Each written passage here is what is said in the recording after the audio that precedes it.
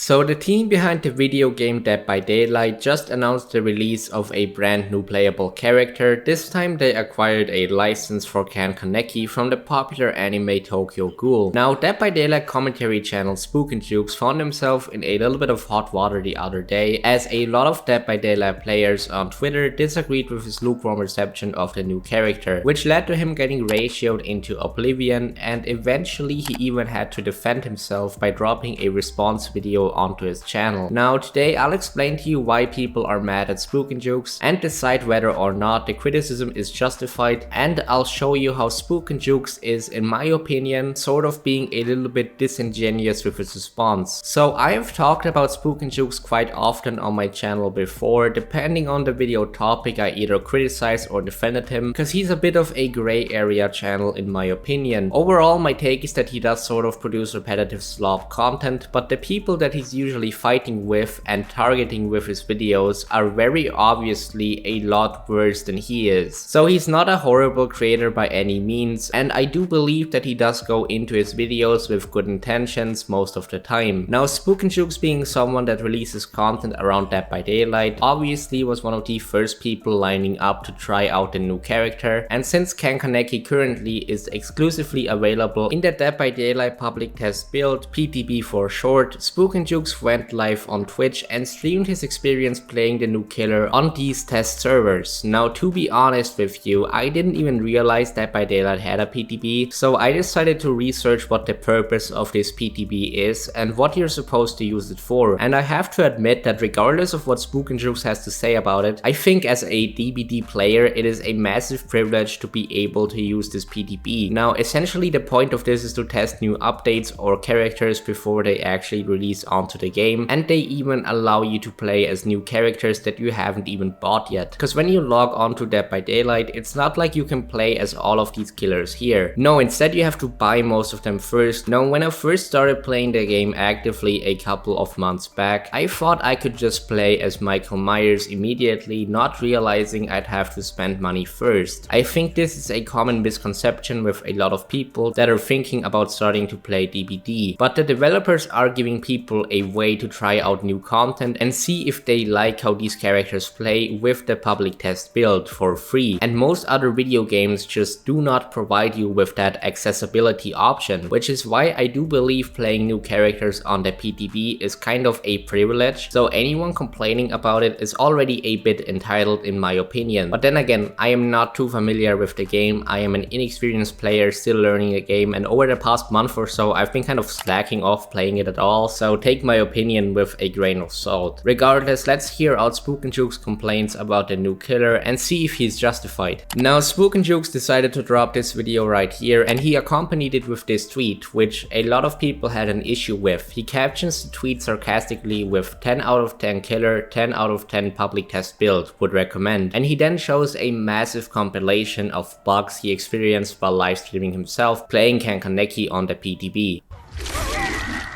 What the fuck? Like, what is that?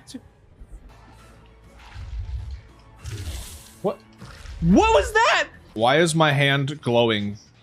Why is my hand glowing? Is it because the ace is in deep wound and now I'm in deep wound? Are we both in deep wound? What just happened?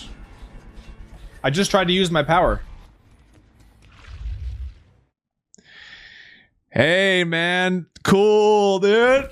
Ah, that's cool. Bro is straight up not having a good time. Obviously the killer's power didn't work properly here, as SpooknJukes just randomly started teleporting around the map. His character began glowing for no reason at some point, and he even disconnected quite frequently. Now it's fair to say SpooknJukes probably didn't enjoy playing as the new killer, so it's quite understandable that he isn't satisfied with this release. However, we must take into account that the killer hasn't officially released yet. SpooknJukes was just playing on the Dead by Daylight public test build build, and the point of this PTB is literally for players to test out new content before it releases, so that the Dead by Daylight developers can adjust these updates and fix bugs preemptively before dropping the content onto the actual game. So seeing as the entire point of this thing is to test content, experiencing bugs is going to be something you should probably expect when logging onto the PTB. You obviously can still complain about the frequency of these bugs if they lead to you having a miserable time playing the game, but overall any bugs you encounter on the PTB will probably get fixed before they make it onto the actual live server, so it's not really worth whining about them in my opinion. This notion that the entire PTB's point is to test out content was echoed throughout the Twitter community in response to SpooknJukes' post. Now somebody quote tweeted SpooknJukes saying, "Isn't this the point of the PTB? To fix these things, lol?" And again, this has 11,000 likes compared to SpooknJukes 1.9k, so people really were on this person's side here. They then add another comment: "Why are we shocked that the literal test build has bugs?" Now this person's complaint that SpooknJukes is just pointing out the obvious here and that of course the test build is gonna have bugs got a lot of support on Twitter. Now I don't think that SpooknJukes did anything wrong by complaining about these bugs he encountered. I think it's well within his right to do so, but by the same logic, people are also allowed to voice their dislike of the way SpooknJukes went about things. Now SpooknJukes then responds by saying, "The point of the PTB is to test the new content and give feedback. Are people only supposed to share their experience if it was positive? How would anything get fixed in that scenario?" Now he then got ratioed for the third time as the original poster dropped another tweet. But this isn't really feedback in my opinion. Mocking bugs instead of actual criticism isn't helpful. The server issues are probably because of the popularity of this PTB, and that commonly happens in online games with new updates. You can't blame the killer's design on lag. Now I personally agree with this person here. I do believe SpooknJukes isn't really providing feedback here. He's kind of just complaining and mocking the PTB for being buggy, which again he's perfectly within his right to do, but it's just kind of unnecessary and he's pointing out the obvious. I think a general rule that applies here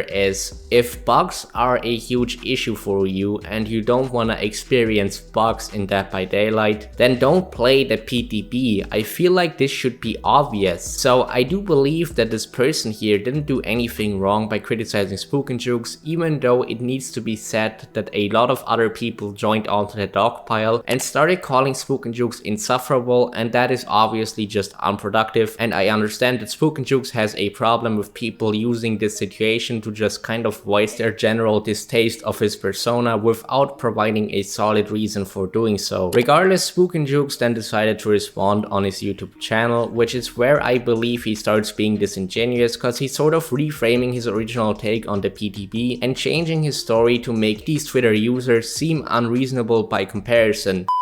But before we get into it, friendly reminder, if we hit 1.5k subs this month, I will do a massive Q&A special answering all your questions, so make sure to subscribe, I would appreciate it so much. Anyway, back to the video. I showed the bugs, showed me laughing about the bugs, and then posted a sarcastic, 10 out of 10 PTB. So that's the issue. They are funny bugs. That's the whole point. It's funny. That's why I was making jokes about it. What are we talking about? Now SpooknJukes runs with the narrative that he was just joking around and that people got mad at his jokes. Now I do honestly believe that this is sort of disingenuous, because the main issue people had wasn't that SpooknJukes is joking about these bugs. Instead, people were annoyed that he was just stating the obvious and complaining about an experience he realistically should have expected to have while playing on the PTB. I don't believe SpooknJukes was just joking around. I feel like there's a massive difference between joking and complaining, and this becomes the most clear when looking at SpooknJukes' YouTube upload which accompanied his tweet. Because maybe you can say that the tweet was just meant to poke fun at the PTB. I perhaps could see that, but his YouTube video absolutely wasn't. Now firstly, he released this video under the name The Worst Killer in Dead by Daylight History, so based on the title alone you can already tell that this won't be a positive video. Now one thing to note here is that once SpooknJukes started getting backlash on Twitter, he he sneakily changed the title of the video to The Worst Killer PTB in Dead by Daylight history, and I do think that this was done as a way to support the narrative that he was just joking around, when in reality he in fact outwardly complained about this, which led to a lot of people perceiving him as entitled and overly negative. Now, sneakily changing the video title is already a clear indicator that he's being disingenuous, but let's now look at his actual arguments during his initial upload. After playing this PTB for about 2 hours, I have to say, it's not very fun. The ghoul's power just feels like Wesker and Legion merged together, but he's somehow worse than Wesker and Legion, and he is beyond buggy. This is probably one of the buggiest PTBs ever in Dead by Daylight's history. It's really bad, and maybe if you take away all those bugs, the ghoul would feel a lot better to play.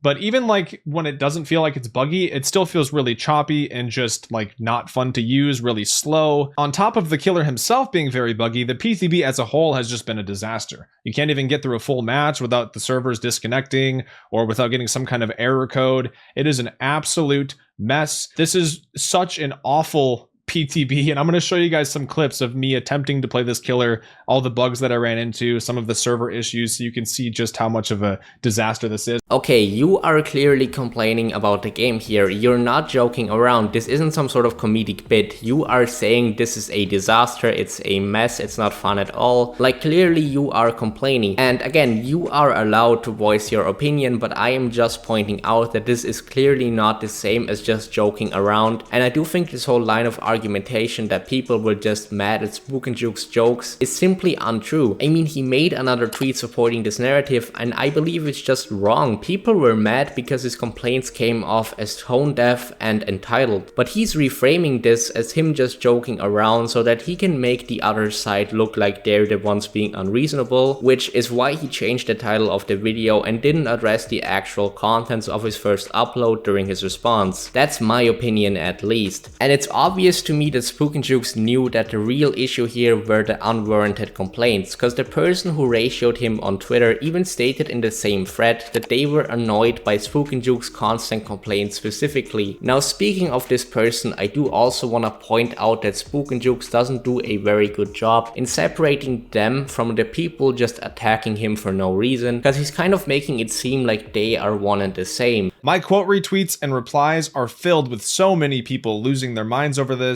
Most notably, a quote retweet with over 11,000 likes. Now, I do think it's important to separate the people that were just randomly shit-talking SpooknJukes from this person actually voicing their issues with his overly negative attitude. Because again, everyone that's just calling SpooknJukes insufferable without giving a reason as to why is clearly engaging in unproductive conversation, while this person on the other hand is providing actual valid criticism. Now, the last thing I want to briefly touch on is SpooknJukes saying that his Twitter post led to the Dead by Daylight developers finding out about the bugs and announcing that they were gonna do something about it. I just got a message from a gameplay programmer that works for behavior and works on Dead by Daylight, and he said, and I quote, "Hey man, regardless of what people are saying, just wanted you to know I've been using that bug compilation you posted to reproduce and fix some of the bugs people saw early in the PTB with TG." I'm not sure what that is.